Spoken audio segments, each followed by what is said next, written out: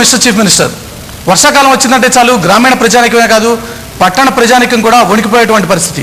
కలుషిత నీరు, దోమలు వెరసి అనేక రోగాలు ప్రజానికాన్ని చుట్టుముడుతున్నాయి. అయితే ఈ విషయాన్ని ప్రభుత్వం ఎంత సీరియస్గా తీసుకుంటోంది? ఇదే అంశంపై ఈరోజు మిస్టర్ చీఫ్ మినిస్టర్ కార్యక్రమంలో చర్చను చేపట్టాం. ఈ కార్యక్రమంలో ముఖ్యమంత్రికి ప్రశ్నలు సంధించడం కోసం స్టూడియోలో ఉన్నారు సీనియర్ జర్నలిస్ట్ శ్రీనివాస్ రెడ్డి గారు, అలాగే జన విజ్ఞాన వేదిక ప్రతినిధి టీవీ రావు గారు, డాక్టర్ ప్రశాంత్ గారు. సీఎం గారు, ముఖ్యంగా వర్షాకాలం వచ్చాక వ్యాధులు విజృంభించాయి గ్రామీణ ప్రాంతాల్లో, ఏజెన్సీ ఏరియాల్లో అని చెప్పి వార్తలు వచ్చాక కానీ ప్రభుత్వం స్పందించడం లేదు అనేది ఒక ప్రధానమైనటువంటి విమర్శ. ఈ సీజన్లో ప్రభుత్వం ఎటువంటి ముందస్తు చర్యలు తీసుకోబోతోంది? ఇంకా ఈ సీజన్లో బాగా ముందస్తు చర్యలు మొదలు పెట్టాం కాబట్టి ఈ సీజన్లో వ్యాధులు ఎక్కువగా ప్రబలలేదు. ఒక్క డెంగ్యూ అక్కడెక్కడో కనపడుతుంది తప్ప మలేరియా కానీ, కలరా కానీ, గ్యాస్ట్రోఎంటరైటిస్ లాంటి వ్యాధులు దాదాపు కనపడడం లేదు అని అంటే తప్పు కాదు. ఉదాహరణకు ఈ anti malarial spraying of chemicals, ఆ కార్యక్రమం ఫస్ట్ రౌండ్ ఇప్పటికే పూర్తయింది, సెకండ్ రౌండ్ జరుగుతోంది. విలేజ్ శానిటేషన్ కోసం ప్రతి గ్రామ పంచాయతీకి ఎక్కడెక్కడ ఏ విధమైన వెంటనే చర్యలు తీసుకోవాలనో ఆ చర్యలు తీసుకోవడం కోసం ప్రతి గ్రామానికి, గ్రామ పంచాయతీకి 10,000 రూపాయలు ప్రత్యేకంగా డబ్బులు కూడా ఇవ్వడం జరిగింది. ట్రైబల్ ఏరియాస్లో, సంతల్లో శాండీ క్లినిక్స్ ఏర్పాటు చేశాము, అక్కడ వైద్య సదుపాయాలు ఏర్పాటు చేశాము. 43 అంబులెన్సెస్ ఈ ప్రాంతాల్లో ప్రత్యేకంగా ఏర్పాటు చేశాము. యాంటీ మలేరియా మంత్ క్యాంపెయిన్, ఒక నెలంతా కూడా, జూన్ నెల అంతా కూడా యాంటీ మలేరియా క్యాంపెయిన్ అని చెప్పి ఒక క్యాంపెయిన్ మోడ్లో అవేర్నెస్ బాగా పెంపొందింపజేసే కార్యక్రమాన్ని చేశాము ట్రైబల్ ఏరియాస్లో. ఇవన్నీ చేశాం కాబట్టి వ్యాధులు ఎక్కువగా ప్రబలలేదు. దీంతోపాటునే జాపనీస్ ఎన్సెఫలైటిస్ వ్యాక్సిన్ ఇంతకుముందు ఎప్పుడు కూడా లేదు. 12 లక్షల మందికి జాపనీస్ ఎన్సెఫలైటిస్ వ్యాక్సిన్ ఇచ్చే కార్యక్రమాన్ని చేశాము. ఇందులో 3.5 లక్ష డోసులు ఇప్పటికే వచ్చాయి. మిగిలిన ఆర్డర్స్ ప్లేస్ చేస్తున్నా అవి కూడా వచ్చే కార్యక్రమం జరుగుతుంది. ఇక్కడ ప్రధానంగా మనం ప్రతిసారి చర్చ చేసినా, ఎవరు చర్చ చేసినా ఏం చేస్తున్నామంటే రోగాలు రావటం, దానికి పరిష్కారం, దానికి ఖర్చు పెడతాం, ఎంత ఖర్చు పెడుతున్నాం అనేది. కానీ ఏ ప్రభుత్వం చూసినా ఒక ముఖ్యమైన విషయాన్ని మర్చిపోతూ ఉంది. ఈ మన రాష్ట్రంలో 8 కోట్ల మంది జనాభా ఉంటే దాదాపు 4 కోట్ల మంది రోగులుగా ఉన్నారనేది ప్రభుత్వ లెక్కల ప్రకారమే మనం చూస్తూ ఉన్నాం. ఇందులో 3 కోట్ల మంది గ్రామీణ ప్రజలు డయేరియా, మలేరియా, వైరల్ ఫీవర్ల మూలంగానే హాస్పిటల్స్కి వస్తున్నారనేది. ఈ 3 కోట్ల మంది ఈ డయేరియా సంబంధించి కేవలం ప్రజలకున్న అలవాట్లలో మార్పు చేస్తే, ఏంటంటే కాచి చల్లార్చిన నీళ్లు తాగటం, మంచినీళ్ళు తాగటం, మల విసర్జన తర్వాత చేతులు శుభ్రంగా కడుక్కోవటం సబ్బుతో, అలాగే ఆహారం అంటే మనం భోజనం చేసే ముందు శుభ్రంగా మళ్ళీ సబ్బుతో చేతులు కడుక్కుని తినటం మూలంగా దాదాపు 3 కోట్ల మంది హాస్పిటల్స్కి రానవసరం లేదు. అటువంటి చిన్న కార్యక్రమం అంటే అలవాట్లలో ప్రజలకి అవగాహన కల్పించడంలో ఏ ప్రభుత్వం శ్రద్ధ ఎందుకు చూపించట్లేదు అనేది. మీరన్న 3 కోట్లు 4 కోట్ల ఫిగర్ల జోలికి నేను పోవటం లేదు. కారణం ఏంటంటే ఉదాహరణకు పరిశ్రమ పడుతుంది అనుకోండి, పరిశ్రమ కూడా జబ్బే. లేకపోతే ఇప్పుడు ఒకరోజు అరరోజు ఏదైనా 1-2 విరేచనాలు అవుతాయి అనుకోండి, అది కూడా జబ్బే. ఆ విధమైన జబ్బులు వస్తూనే ఉంటాయి. కానీ అన్నిటికంటే ప్రధానంగా మీరు చెప్పిన చాలా మంచి సూచన ఇది. ఇటువంటి చిన్న చిన్న సమస్యలు రాకుండా ఉండటానికి అతి ముఖ్యమైన అవసరం పరిశుభ్రమైన వాతావరణం ఉండాల్సిన అవసరం చాలా ఎక్కువగా ఉంది. ఇవాళ ఇంత పెద్ద ఎత్తున హౌసింగ్ ప్రోగ్రాం తీసుకున్నాము అని అంటే, ఇల్లు నిర్మించే కార్యక్రమంతో పాటు ప్రతి ఇంటికి ఒక లెట్రిన్ నిర్మించే కార్యక్రమాన్ని చేస్తున్నామనంటే దీని గురించే. ఇక ఇందిరమ్మలో ప్రత్యేకంగా హెల్త్ అవేర్నెస్ను క్రియేట్ చేసే కార్యక్రమాన్ని చేస్తున్నాం. హెల్త్ అవేర్నెస్ అంటే ఎయిడ్స్ నుంచి మొదలుకొని మామూలు సాధారణ జబ్బులు రాకుండా ఉండడానికి చూసుకోవాల్సిన ప్రతి చర్యను గురించి కూడా ఈ అవేర్నెస్ ప్రోగ్రాంలో తీసుకున్నాం. ఇందిరమ్మలో అది ఒక ప్రత్యేకమైన ప్రోగ్రామ్గా ఇంతకుముందు ఎప్పుడు కూడా జరగనటువంటి కార్యక్రమాలు. హైదరాబాద్ నగరంలోని ఈ చుట్టుపక్కల ప్రాంతాల్లో దాదాపు అందరికీ సెప్టిక్ ట్యాంక్స్ లేవు. ఇది డైరెక్ట్గా వచ్చి హుస్సేన్ సాగర్లో కలవటం, ఆ నీరంతా కూడా మూసీ నది ద్వారా మళ్ళీ కృష్ణానదిలో కలవటం, అదే కృష్ణానది నీళ్లు మళ్ళీ హైదరాబాద్కి రావటం, మనమంతా తాగటం.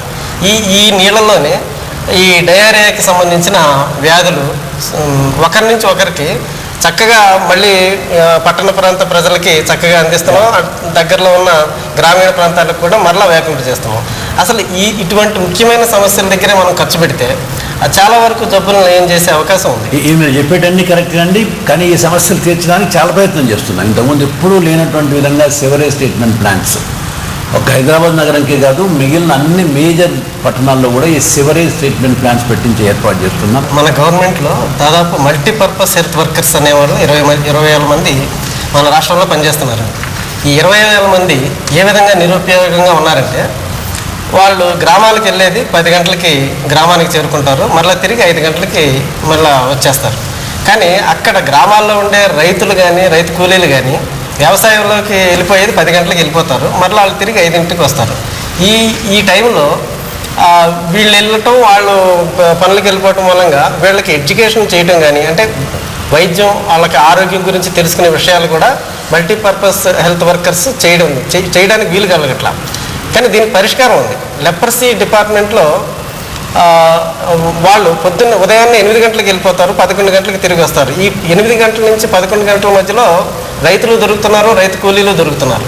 ఇదే పని 20,000 మంది మల్టీపర్పస్ హెల్త్ వర్కర్స్కి ఎందుకు ఉదయం 8 గంటలకే మీరు గ్రామాలకు వెళ్ళి పని ముగించుకుని రమ్మని ఎందుకు చెప్పట్లేదు? ఇది కూడా చెప్పడం జరిగిందండి. ఆ కార్యక్రమం కూడా జరుగుతోంది. దాంతోపాటునే ఇంకో కార్యక్రమాన్ని కూడా చేశాం మేము. 55,000 మంది ఉమెన్ వాలంటీర్స్, హెల్త్ వాలంటీర్స్ అంటాం వీళ్ళను కూడా ఏర్పాటు చేయడం జరిగింది. వీళ్లకు కేవలం అంటే ప్రతి 1000 మందికి ఒక హెల్త్ ఈ హెల్త్ వాలంటీర్ ఉంటారు. ఈ హెల్త్ వాలంటీరు ఆయా కమ్యూనిటీకి సంబంధించి ఎంత చిన్న సమస్య వచ్చినా కూడా వెంటనే ఒక 1000 మంది అని అంటే కేవలం ఒక 200-300 ఇళ్ళు. ఈ 200-300 ఇళ్లకు ఒక హెల్త్ వాలంటీర్ ఉంటున్నారు కాబట్టి ఇప్పుడు వారికి వెంటనే ఏ చిన్న సమస్య వచ్చినా, ఒక విరేచన వచ్చినా, ఒక జ్వరం వచ్చినా వెంటనే వారి దగ్గర అడ్వైజ్ తీసుకునే కార్యక్రమం చేస్తున్నారు. వాళ్ళ దగ్గర బేసిక్ మినిమం డ్రగ్స్ కూడా కొన్ని ఇచ్చే ఏర్పాటు చేశాము. వారు వెంటనే ఇంక దాని నుంచి మొదలు పెడితే ఇవాళ భారతదేశంలో ఎక్కడా కూడా జరగనటువంటి ఒక కొత్త ఇనిషియేటివ్ మన రాష్ట్రంలో మొదలు పెడుతున్నారు. మీకు తెలిసి ఇప్పటికే ఈ rural emergency health transport services అనే ఒకటి మొదలుపెట్టాం. 108 అని చెప్పి పెద్దగా అంబులెన్సెస్ కనపడుతున్నాయి. ఇప్పటికి దాదాపు 500 అంబులెన్సెస్ ఉన్నాయి. ఇంకో 100 అంబులెన్స్ పెంచే కార్యక్రమం చేస్తున్నాం. వాటి వల్ల మొత్తం 600 అంబులెన్సెస్ పెట్టి ప్రతి 2 మండలాలకు సగటున ఒక అంబులెన్స్ వచ్చేటట్టు ఏర్పాటు చేసుకోగలిగితే ఎక్కడ ఏ విధమైన హెల్త్ ఎమర్జెన్సీ ఉన్నా కూడా, నేను అన్నాను హెల్త్ వాలంటీర్స్ అని, 55,000 మంది హెల్త్ వాలంటీర్స్, ప్రతి 1000 మందికి సంబంధించి ఒక హెల్త్ వాలంటీర్స్, వీళ్ళందరికీ ఒక సెల్ ఫోన్ ఇచ్చే కార్యక్రమం చేస్తున్నాం. ఈ 55,000 మందికి సెల్ ఫోన్ ఉంటే ఆయా 300-400 ఇళ్లకు సంబంధించి ఒక హెల్త్ వాలంటీర్ అందుబాటులో ఉంటారు కాబట్టి ఏ చిన్న సమస్య వచ్చినా కూడా వాళ్ళకు వెంటనే చెప్పే కార్యక్రమం చేస్తారు. అట్లాగే మెడిసిన్ డిస్ట్రిబ్యూషన్స్ కూడా బాగా ఎక్కువగా చేశాము. వీటితో పాటు రాజీవ్ ఆరోగ్యశ్రీలో మరొక ముఖ్యమైన కాంపోనెంట్ మేము ఇవాళ మొదలుపెట్టిన ఈ హెల్త్ ఇన్సూరెన్స్. అంటే ఒకటి ఇంటిగ్రేటెడ్ అన్నమాట. ఒకటేమో అప్పటికప్పటికి మెడికల్ అడ్వైజ్ దొరుకుతుంది, 112 కానీ 112 నెంబర్కి ప్రయత్నం చేస్తున్నాం. ఇప్పుడైతే యాజ్ ఆన్ టుడే అయితే 1056 ఇది ఆగస్టు 15 లాంచ్ చేయబోతున్నాం. దీనికి టైఅప్ అవుతుంది 108, అంటే ఎమర్జెన్సీ హెల్త్ ట్రాన్స్పోర్ట్ సర్వీసు. ఈ 108 ద్వారా అవసరం ఉంటే అంబులెన్స్ తీసుకొని నియరెస్ట్ పిఎస్సికి పోతుంది, ఏరియా హాస్పిటల్కి పోతుంది.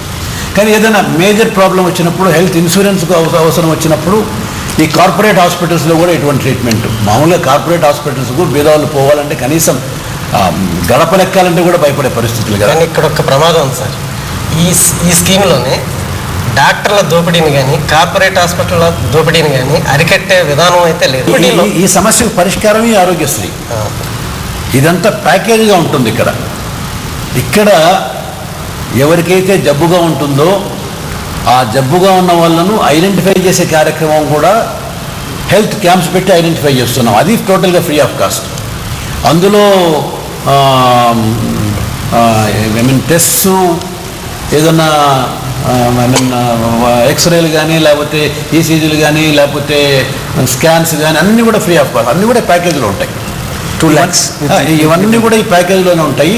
ఈ ప్యాకేజీకి సంబంధించి ఎవరు ఎలిజిబుల్ అని అంటే ₹1 మళ్ళీ జనం కట్టాల్సిన పని లేదు. ఇప్పుడు 3 జిల్లాల్లో జరుగుతోంది. గడిచిన 4 మాసాల నుంచి, ఏప్రిల్, మే, జూన్, జూలై 4 మాసాల నుంచి జరుగుతోంది. ఇప్పటికే 3,300 ఆపరేషన్లు చేసినాము. మీరు వీళ్ళని ఎవరైనా చూశారో లేదో నాకు తెలియదు. వాళ్ళని చూస్తే వాళ్ళతో మాట్లాడితే అర్థమవుతుంది ఎంత సంతోషపడుతున్నారంటే అంత సంతోషపడుతున్నారు. అంటే ఇంకా మీరు చెప్పిన ఈ సమస్యలు ఉండనే ఉండవు వాళ్ళకు.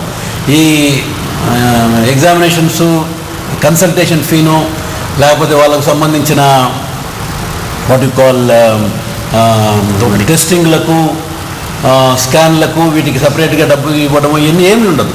హాస్పిటల్ ఇంటి దగ్గర నుంచి హాస్పిటల్కి పోవటము, హాస్పిటల్లో ట్రీట్మెంట్ కావటము, టెస్ట్ ట్రీట్మెంట్ అన్నీ కావడం, మళ్ళీ వెనక్కి హాస్పిటల్ నుంచి ఇంటికి తీసుకొని పోయినంత వరకు కూడా ఈ స్కీమ్కు సంబంధించిన ఖర్చు, అంటే గవర్నమెంట్ ఖర్చే. ఇప్పుడు ఒక చిన్న బ్రేక్ తీసుకుందాం. బ్రేక్ తర్వాత మిస్టర్ సీఎం కార్యక్రమం కొనసాగుతుంది.